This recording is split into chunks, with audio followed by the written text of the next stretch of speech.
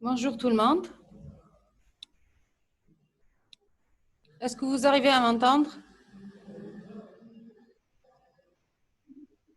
Très bien. Oui, madame. On va commencer donc le cours. On va faire la cellule cancéreuse et le stroma tumoral. Si vous avez des questions, n'hésitez pas à les poser au fur et à mesure, ou bien vous pouvez le laisser en dernier, à la fin de la séance. Très bien, on va commencer. Alors, il faut savoir que vous arrivez à m'entendre très bien, le son est net. Il faut savoir que les cellules tumorales dérivent dans la grande majorité des cas d'une seule cellule monoclonale.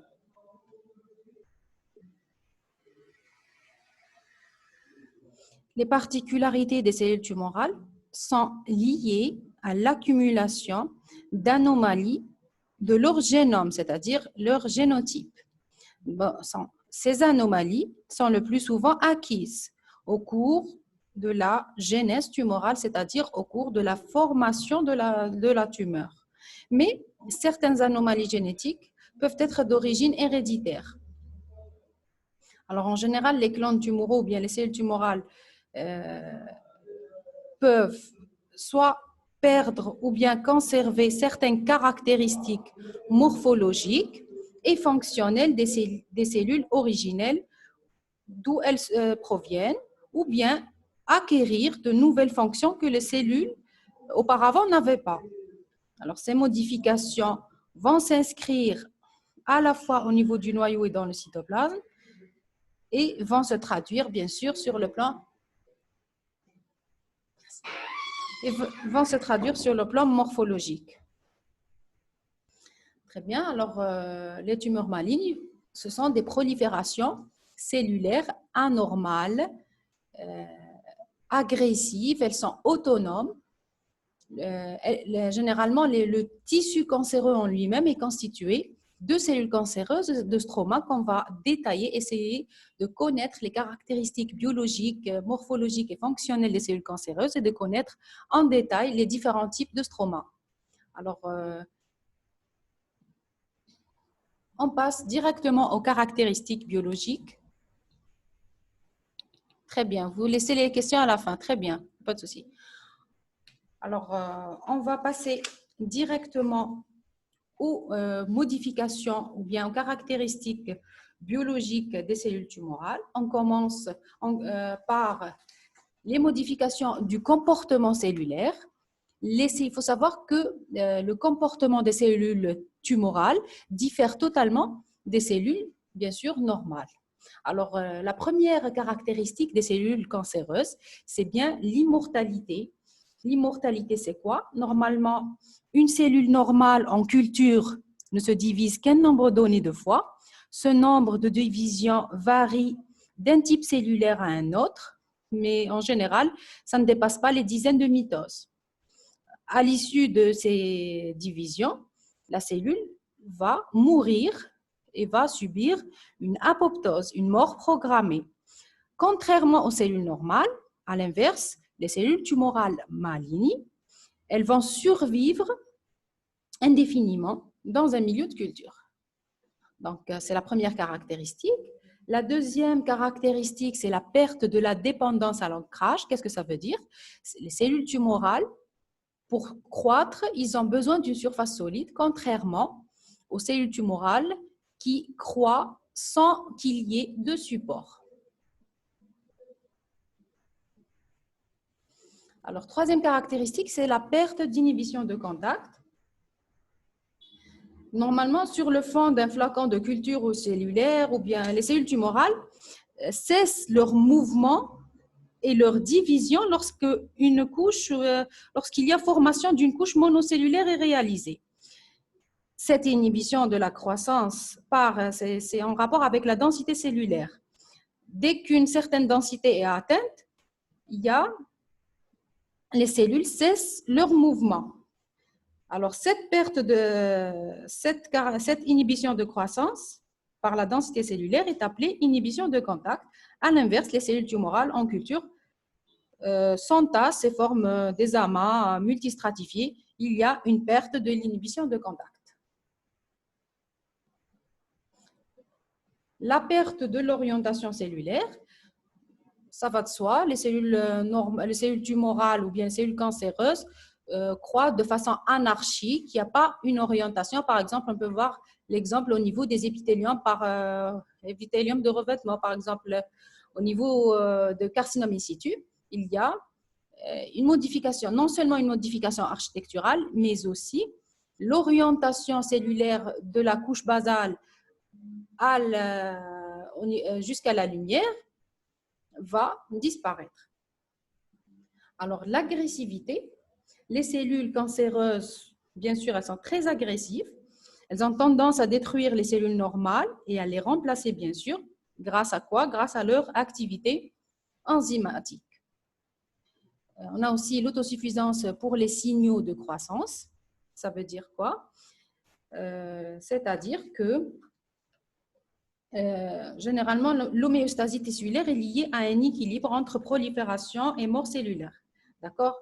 Les caractéristiques principales de la cellule tumorale, c'est la mauvaise régulation de cet équilibre. Il n'y a pas un équilibre entre la prolifération et la mort. Par exemple, les cellules tumorales peuvent croître même en absence de stimuli mitogènes. C'est-à-dire qu'elles sont, comme on a dit tout à l'heure, elles sont indépendantes. Elles prolifèrent même en absence de facteurs de croissance.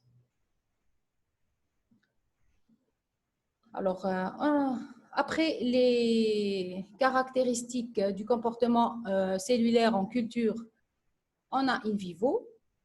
Les caractéristiques, alors les cellules tumorales explantées ou bien greffées peuvent pousser dans des milieux de culture, dans des gels semi-liquides. Les cellules tumorales peuvent croître après transplantation aussi, c'est chez des animaux ayant un déficit immunitaire. Cette caractéristique est appelée transplantabilité. À l'inverse, il est très difficile d'établir des lignées de culture de cellules normales, différenciées et spécialisées. Les modifications biochimiques et fonctionnelles, la mobilité accrue des cellules tumorales. Alors, le comportement de la cellule cancéreuse vis-à-vis des cellules qui les entourent n'est pas le même que celui des cellules normales. La cohésion, par exemple, entre les cellules est diminuée, ce qui facilite leur essaimage, c'est-à-dire leur passage le passage et le fait de donner dans la circulation sanguine et le fait de donner des métastases à distance. Très bien. Alors, généralement, il y a des molécules qui sont responsables de l'adhérence cellulaire. Il existe généralement 4 grandes familles de molécules d'adhérence cellulaire, ce qui permettent aux cellules d'adhérer entre elles et d'adhérer à la fois à la matrice extracellulaire. Alors, ce n'est pas important pour vous de les connaître, bon, on va juste les citer. Ce sont les cadérines, les molécules apparentées aux immunoglobulines, les intégrines et les sélectines. Alors, ces molécules d'adhésion ont plusieurs rôles. Elles sont responsables de l'adhérence spécifique des cellules entre elles, comme je viens de le dire. Elles sont responsables de l'inhibition de contact aussi, le fait que les cellules soient en contact, elles vont cesser de proliférer dans l'état normal. Elles semblent jouer un rôle dans la ségrégation et la formation de tissus. Leur expression permet d'orienter la morphologie des cellules épithéliales ou mésenchymateuses. Elles peuvent aussi avoir un rôle de récepteur. Alors, il y aura au niveau de la cellule tumorale une modification membranaire. Ces modifications du comportement, modification, disons, de la membrane. Alors, la membrane, elle joue un rôle crucial dans les échanges entre les cellules et l'interaction avec le milieu extracellulaire. Ces modifications morphologiques, les modifications morphologiques des membranes cellulaires ne sont malheureusement visibles qu'en microscope électronique.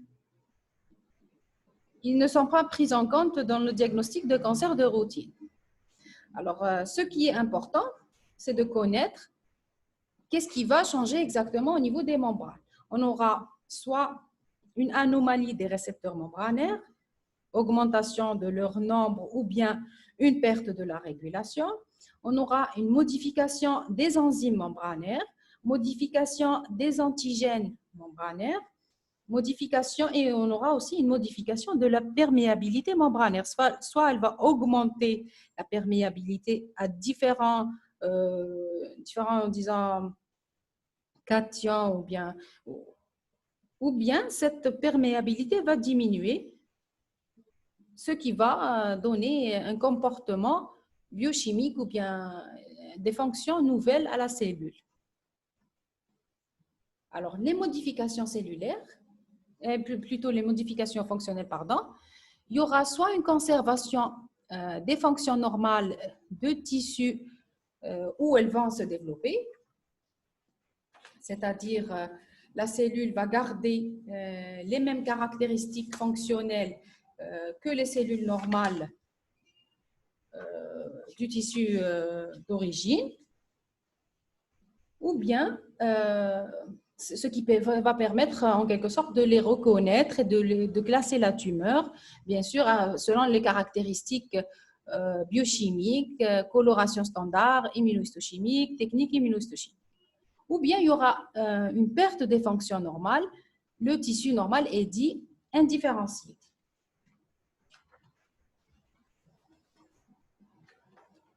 Alors, certaines tumeurs ou cellules cancéreuses se rapprochent, comme on vient de le dire, de la cellule normale dont elles dérivent.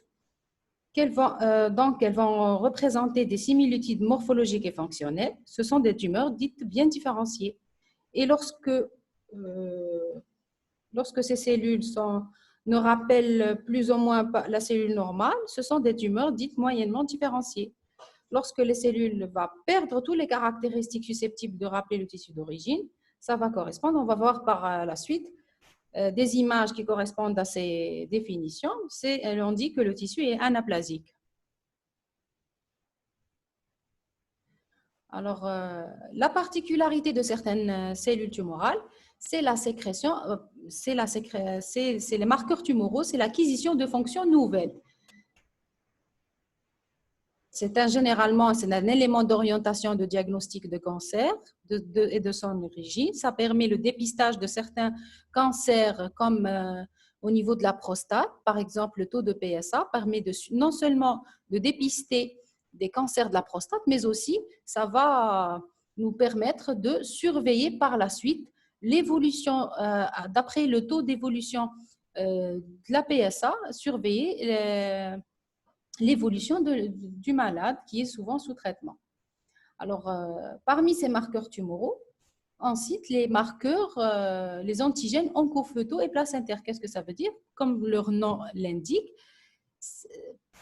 normalement, ils sont trouvés uniquement au niveau des tissus fœtaux et placentaires et non pas au niveau des tissus adultes. Alors, certaines tumeurs vont faire en sorte de réapparaître ces substances qui sont des antigènes oncofœtaux. On donne comme exemple l'alpha-fœtoprotéine qui se voit dans le cancer hépatique, par exemple, le bêta-HCG qui se voit dans le choriocarcinome au niveau de l'utérus, etc.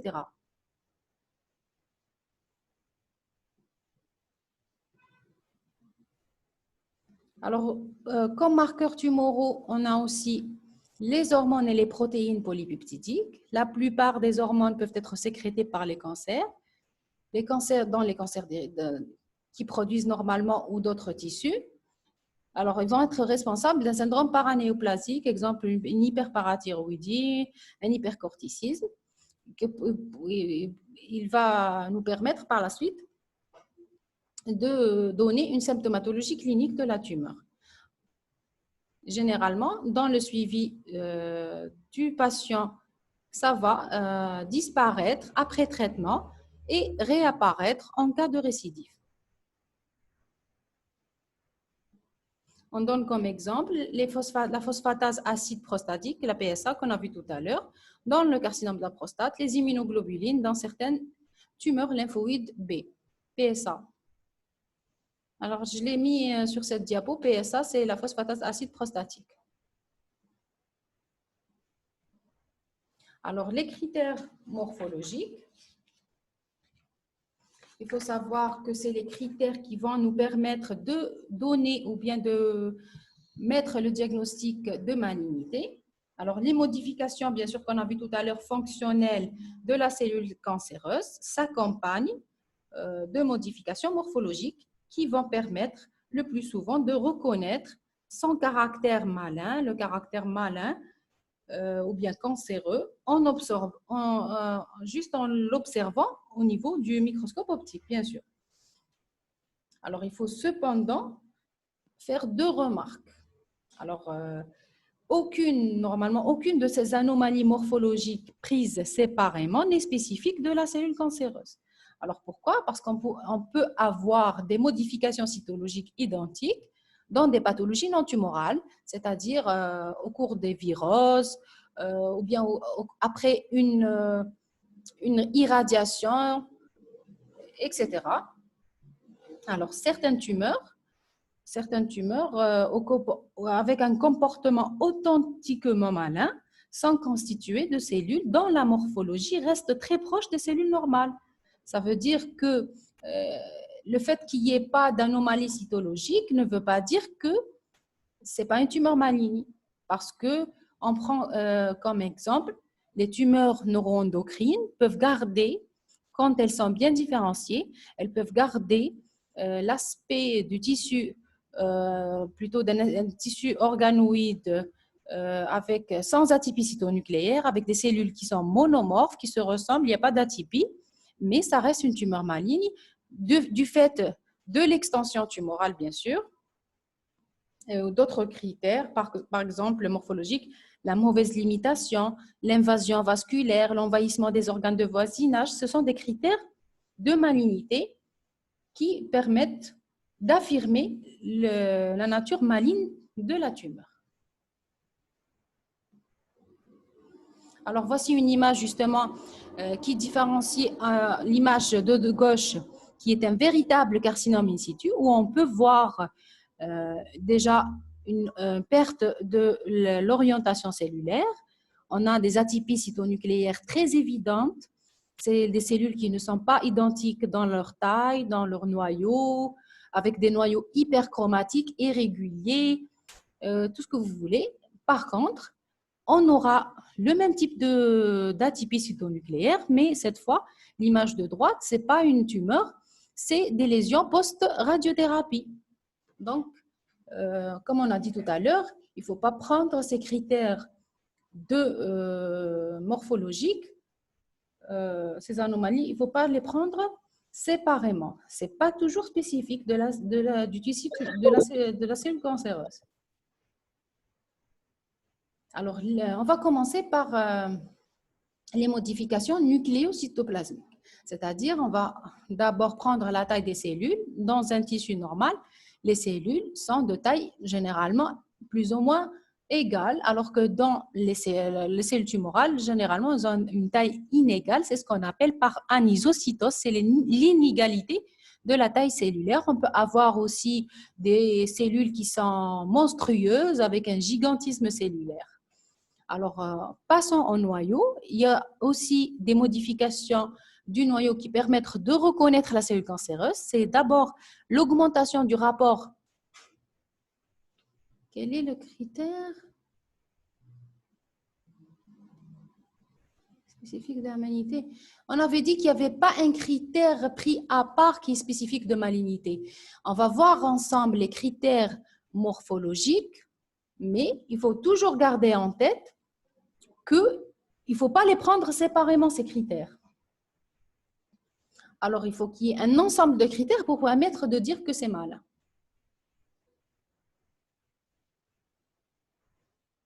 Très bien. Vous arrivez toujours à m'entendre?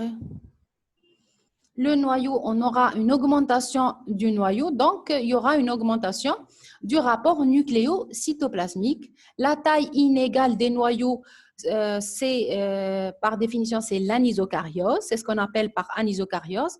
On a vu tout à l'heure l'anisocystose, c'est l'inégalité de la taille du cytoplasme ou bien des cellules. L'anisocariose, c'est l'inégalité de la taille des noyaux. La forme irrégulière des noyaux, l'hyperchromatisme nucléaire, c'est-à-dire la chromatine, elle est plus foncée. Les membranes nucléaires vont être épaisses et régulières et présenter souvent de nombreux nucléoles qui sont volumineux. Alors, voici une image qui montre des cellules tumorales. Ces cellules tumorales, si vous pouvez constater qu'il y a déjà une différence, une inégalité de la taille de ces cellules. Elles n'ont pas toutes une taille identique. Elles vont avoir des noyaux qui sont hyperchromatiques, qui sont augmentés de volume, avec une membrane épaissie et régulière, avec de nombreuses figures mitotiques, comme vous le voyez sur ces deux images. Alors aussi, on a des modifications du cytoplasme, généralement une basophilie accentuée, qui est due à la richesse en ribosomes et à la synthèse de protéines accrues, une modification de la différenciation cellulaire par perte ou anomalie de certaines d'entre elles. Alors l'anomalie des mitoses aussi, elles vont être plus nombreuses, bien sûr, parce qu'un tissu tumoral va s'accroître avec une vitesse énorme. Pardon. La situation anormale des mitoses dans un épithélium, normalement, au niveau des épithéliums de revêtement, bien sûr, les mitoses, on les voit généralement au niveau de la couche basale. Mais lorsqu'il s'agit d'un carcinome in situ, il y aura des mitoses à toute la hauteur de l'épithélium. Elles sont de morphologie généralement anormale, multipolaire, et en nécrose avec mitonécrose. Ce qu'on appelle mitonécrose. Voici des images. Vous arrivez à voir la flèche? Voici une image d'une mitose multipolaire, une mitose géante, très bien. Et voici d'autres images de mitose au niveau de cellules tumorales. Alors, après les caractéristiques morphologiques, bien sûr, on va faire brièvement les caractéristiques chromosomiques qui sont à la base du génome tumoral. Alors, généralement, les tumeurs vont avoir un karyotype anormal, d'où l'intérêt de faire la cytogénétique. Alors, on va voir d'abord les anomalies quantitatives, c'est-à-dire c'est en rapport avec le nombre de chromosomes. Ensuite, l'aneuploïdie. La mitonécrose, c'est la cellule, lorsqu'elle entre en mitose, normalement, elle ne doit pas mourir, elle ne doit pas nécroser. Et lorsque c'est une mitose anormale ou d'une cellule cancéreuse, ça va induire la mort cellulaire. Alors, les anomalies quantitatives, l'aneuploïdie, c'est un nombre différent de 46 ou l'un de ses multiples. La polyploïdie, généralement, c'est un nombre de chromosomes qui est multiple de 46. Après les anomalies quantitatives, on a les anomalies qualitatives. Comme vous pouvez le constater sur les trois images, on a la délétion qui est une perte d'un fragment d'un chromosome, translocation, transfert d'un fragment de chromosome sur un autre chromosome ou bien l'addition. Très bien. L'intérêt de la cytogénétique, c'est très important pour certaines tumeurs parce qu'elles ont des modifications ou bien des anomalies génétiques caractéristiques, comme pour les tumeurs hématopoïétiques ou bien conjonctives. On cite les lymphomes, surtout le leucémie myéloïde chronique, qui a une translocation très caractéristique et spécifique de cette maladie. C'est la translocation 922, va être responsable de l'apparition du chromosome Philadelphie. Le lymphome de Burkitt aussi, il y a une translocation caractéristique qui est translocation 814. C'est le cas pour le folliculaire aussi, le lymphome folliculaire. qui a une translocation 14-18, et pour le sarcome d'Ewing, qui est une tumeur conjonctive maligne. C'est un sarcome. Il est caractérisé par une translocation spécifique à ce sarcome. On ne le trouve pas dans d'autres tumeurs. C'est la translocation 11-22. Alors, notion de différenciation, on avait déjà parlé de cette notion tout à l'heure. On avait dit que certaines tumeurs ou bien de cellules cancéreuses se rapprochent de la cellule normale dont elles dérivent, car elles représentent généralement des similitudes morphologiques et fonctionnelles. On dit toujours, si on arrive à rattacher le tissu tumoral au tissu d'origine d'où elle se développe, on dit que c'est une tumeur qui est généralement bien différenciée. Lorsque leur aspect rappelle moins ou plus ou moins la cellule normale, on dit que la tumeur est moyennement différenciée. Et quand les cellules perdent totalement les caractéristiques susceptibles de rappeler le tissu d'origine, ceci correspond à une tumeur anaplasique, bien indifférenciée, qui est généralement de très mauvais pronostic.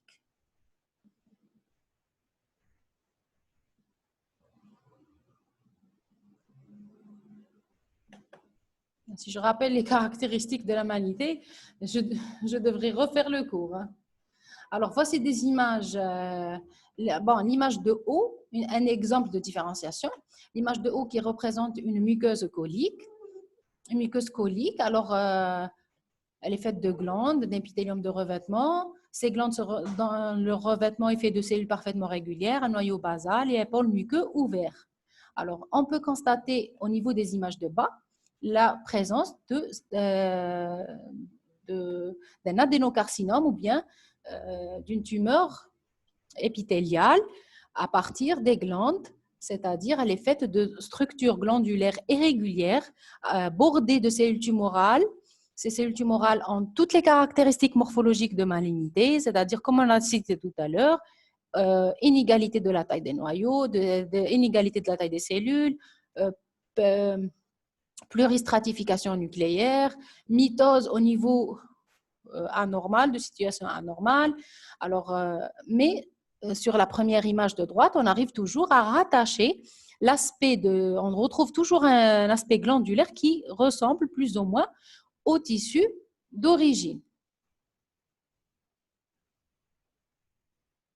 Alors, je vais répéter encore une fois, parce qu'on me le demande, les critères de différenciation. J'avais dit tout à l'heure que certaines tumeurs ou bien certaines cellules tumorales qui, dans l'aspect morphologique et fonctionnel, se rapprochent de la cellule normale dont elles dérivent.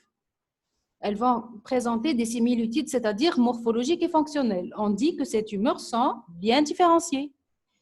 Lorsqu'elles rappellent plus ou moins la cellule normale, c'est-à-dire elles ne sont pas identiques, mais on peut quand même les rattacher. On dit que ce sont des tumeurs moyennement différenciées.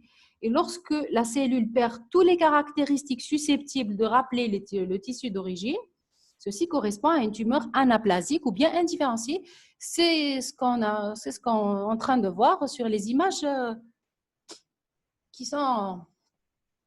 je ne sais pas si vous arrivez à distinguer. Très bien. Alors, l'image de haut, j'avais dit que c'était une image de muqueuse colique normale. Image de muqueuse colique normale, cette muqueuse est faite de structures glandulaires, vous êtes d'accord? Alors, vous pouvez voir qu'il y a de multiples structures glandulaires. Anaplasique, c'est indifférencié. Anaplasique, ça veut dire indifférencié. Alors, ces structures glandulaires sont normales, sont bordées de cellules normales. Contrairement aux images de bas, c'est des structures glandulaires, mais malignes. Elles sont infiltrantes, elles sont bordées de cellules porteuses d'anomalies cytonucléaires, mais on arrive toujours, elles gardent toujours la forme de structure glandulaire. On arrive à individualiser des structures glandulaires, même si elles sont moches ou bien malignes, mais elles ressemblent beaucoup aux structures glandulaires normales. On a perdu le temps. Alors, voici l'image de gauche, de l'extrême gauche. On ne voit plus ces structures glandulaires. On n'arrive plus à identifier ces structures glandulaires qu'on voit à droite. On dit que le tissu est indifférencié. C'est bon, on a terminé avec la cellule cancéreuse. On va passer brièvement au stroma tumoral. Alors, qu'est-ce que le tissu cancéreux? Le tissu cancéreux est fait de cellules cancéreuses et de stroma. Le stroma est un tissu non tumoral, il provient de l'hôte. C'est un tissu conjonctivo-vasculaire présent dans tous les types de cancers invasifs, sauf dans les leucémies. Il est induit par la cellule cancéreuse en elle-même. Il va jouer un rôle de soutien et de nutrition de cette dernière, qui va permettre la croissance tumorale. Alors, on a trois constituants du stroma. Il va être constitué de cellules d'origine mésenchymateuse, c'est-à-dire les fibroblastes, les myofibroblastes et la matrice extracellulaire. Vous êtes tous avec moi pour le stroma?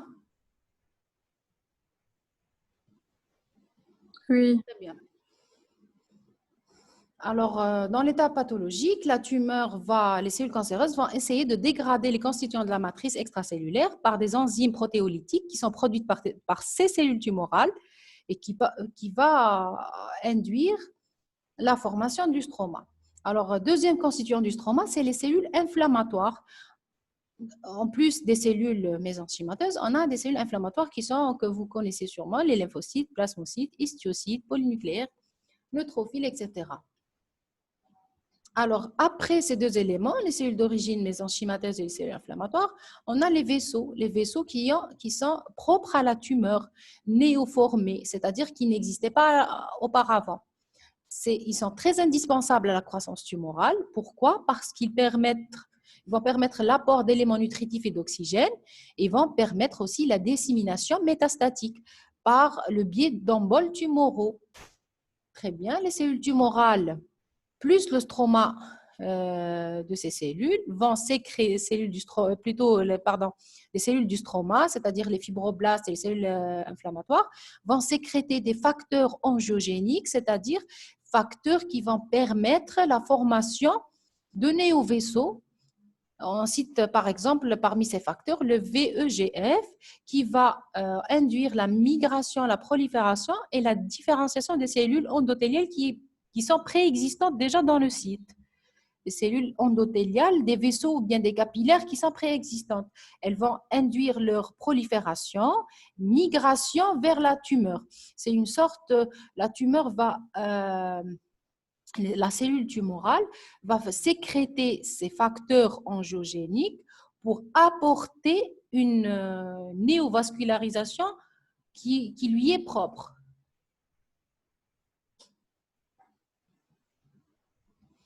Ça va permettre la formation de néovaisseaux. Alors, les différents types de stroma. Les types de stroma, embole tumorale. Embole tumorale, vous allez le voir tout à l'heure très bien détaillé dans le cours des métastases. Alors, je vais vous dire brièvement que normalement, c'est un ensemble de cellules tumorales qui va migrer dans la circulation sanguine. Très bien. Les différents types de stroma peuvent être définis selon l'abondance de la matrice extracellulaire, c'est-à-dire, on dit que c'est un stroma adaptatif, il est grêle, il est fin, c'est généralement le cas des cancers endocriniens, comme vous le voyez sur cette image, carcinome hépatocellulaire, sarcome. Généralement, sur cette image, vous pouvez constater que les cellules tumorales prennent une grande disposition par rapport au stroma qui se voit entre ces cellules. Il est très grêle, très réduit par rapport au nombre de cellules tumorales. Parfois, ce stroma, il est vraiment très réduit, même à des fentes vasculaires, juste des fentes vasculaires que vous voyez, tout ce que vous voyez ici, c'est des fentes vasculaires. Il n'y a pas de stroma, il y a uniquement des vaisseaux nourriciers.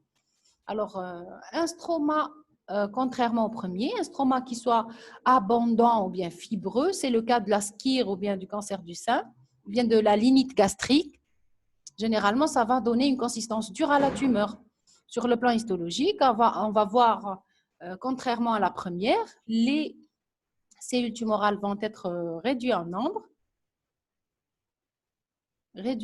c'est-à-dire il y a peu de cellules cancéreuses et il y a beaucoup de fibrose qui l'entourent.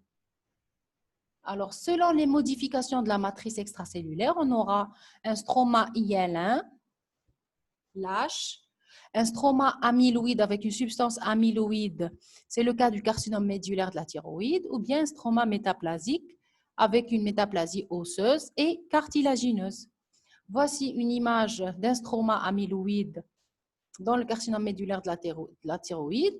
Cette amylose, bien sûr, est mise en évidence par biréfringence.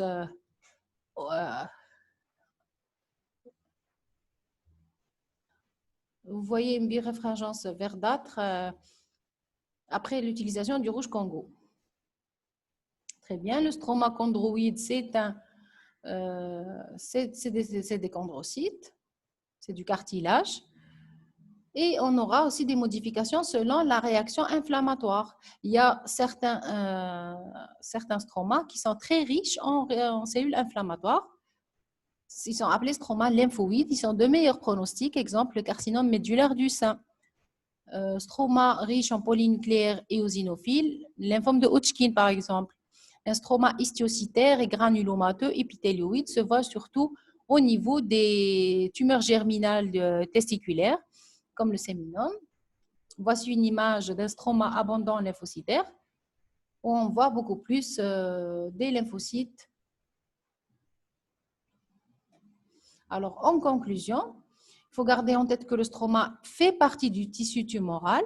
Sa formation est induite par les cellules cancéreuses elles-mêmes. Ils vont jouer un rôle dans le soutien et dans la nutrition indispensable à la croissance et à la progression tumorale.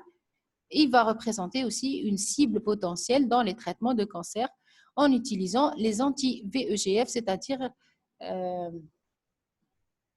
pour éviter la néo-angiogénèse. Très bien. On a terminé. Est-ce que vous avez des questions? Normalement, j'ai déjà répondu à nombreuses questions. Très bien. Alors, la séance qui va suivre, c'est la séance du professeur Okid. Il va vous faire les métastases. Alors, je vous remercie et je vous souhaite bon courage pour le reste des cours.